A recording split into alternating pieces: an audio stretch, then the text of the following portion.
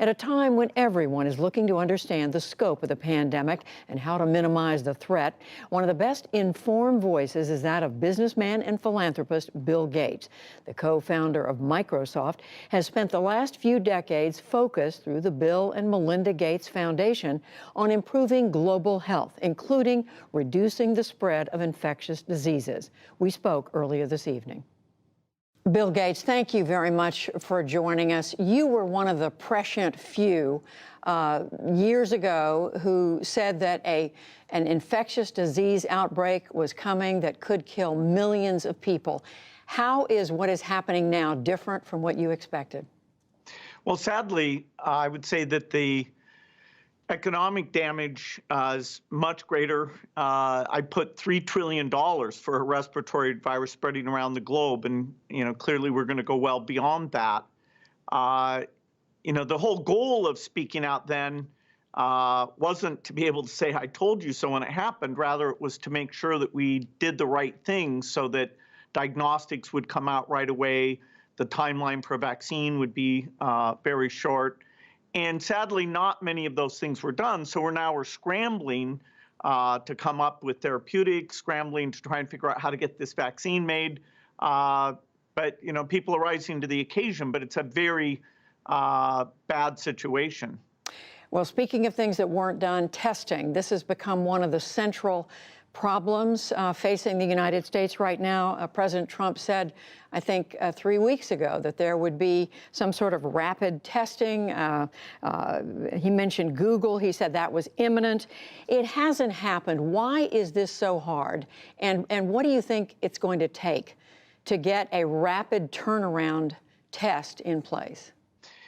Yeah, we need a variety of tests. The testing that's currently being done, which is a PCR-based test, there was an advance that our foundation drove that now you can do a self-swab, so you could very quickly do the test without having the healthcare worker have to wear protective equipment and having to change that. So eventually we'll have a home test that you can just swab and send back in for the PCR. So what is the most immediate thing that needs to be done with regard to testing? Well, you can imagine having a website where you enter in the criteria of your symptoms, are you an essential worker, where you are, and it gives you back a priority level.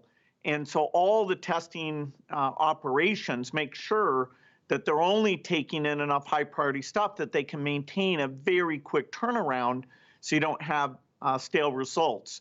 That should be reasonable to put together.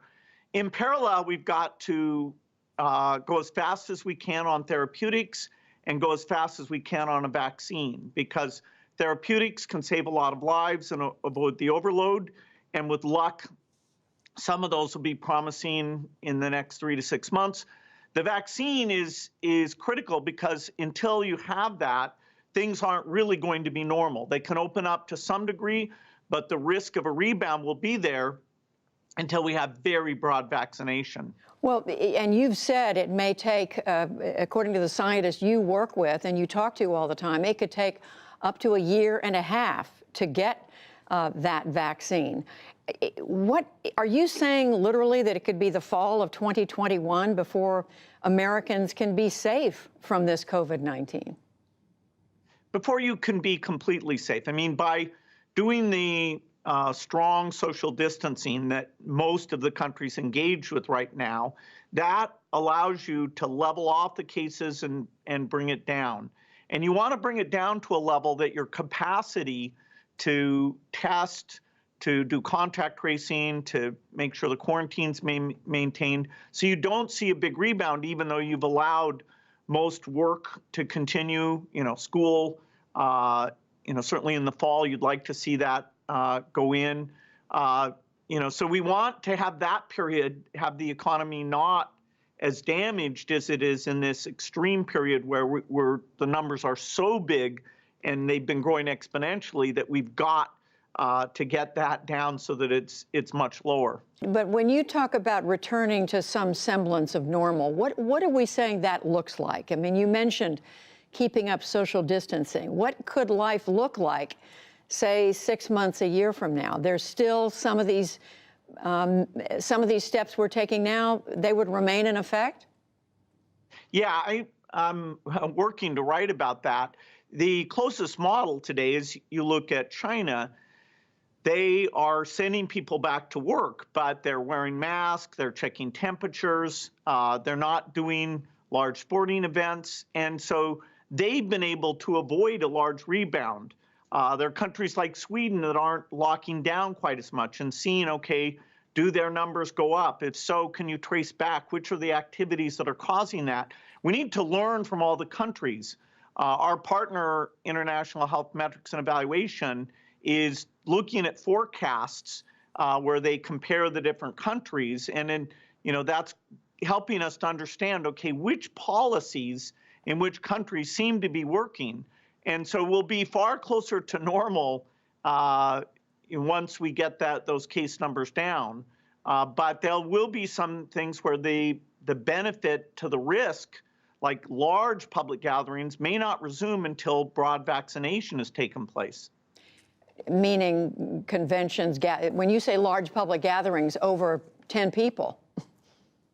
Yeah, well, we'll have to figure out how to draw that threshold, and we may even understand age-specific risk at that point. And so having a classroom with 30 young people in it may be just fine because their role in transmitting the disease, we'll understand in the next month or so. It may be so limited that you're far more liberal with young people getting together than you would be with a general age audience.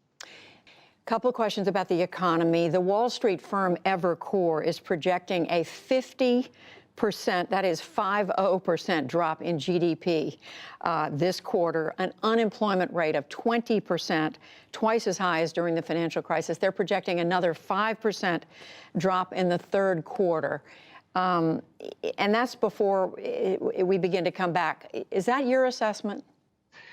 Well, again, I'm not as deep an expert on that as I am on vaccines. If you had just a 3-month period of extreme shutdown, and then you were able to do a large degree of opening up, that, in the end is the best thing from a medical point of view and an economic point of view. One thing that'll be very tricky, though, is when we open up, people's psyche in terms of their wealth and their willingness to go out and do things has been deeply affected. So even once you fix the supply side by allowing people to go back to work, factories to run, then you'll still have a huge question about the demand side, taking trips, buying new houses, even buying a car.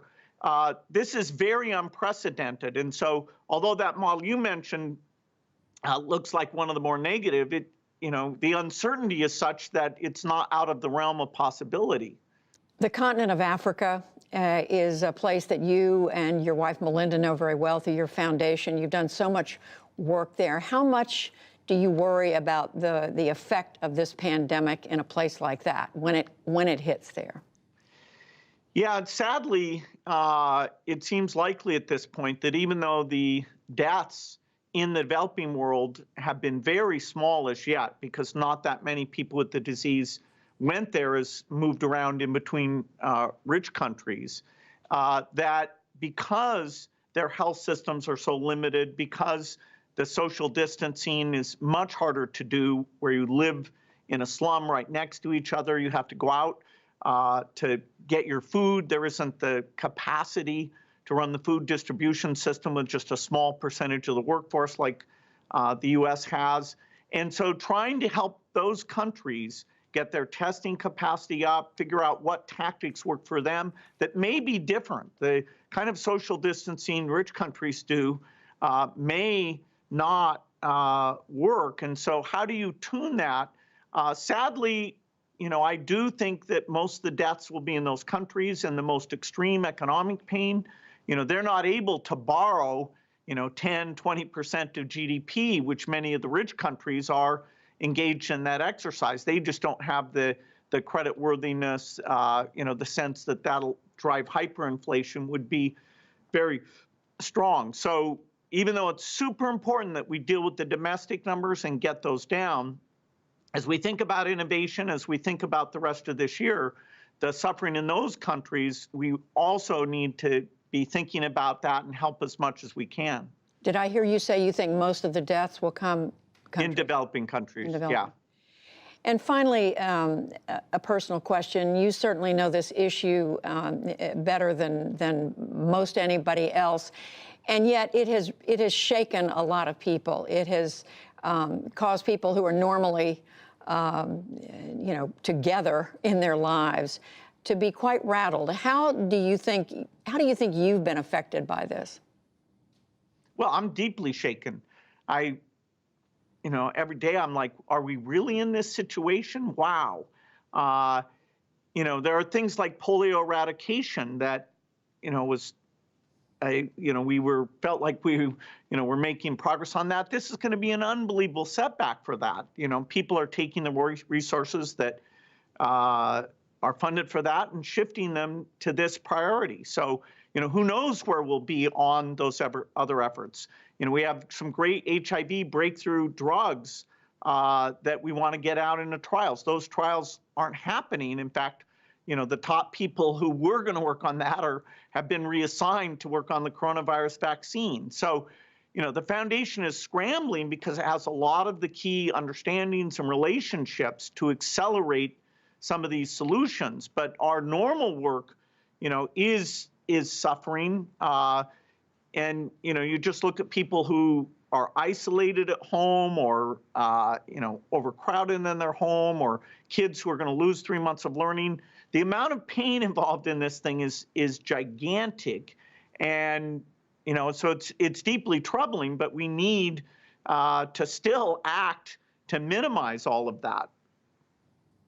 Well, Bill Gates, we thank you very much for spending the time with us, for talking with us today. Thank you, and we wish you and what you're doing at the foundation the very best. Thank you.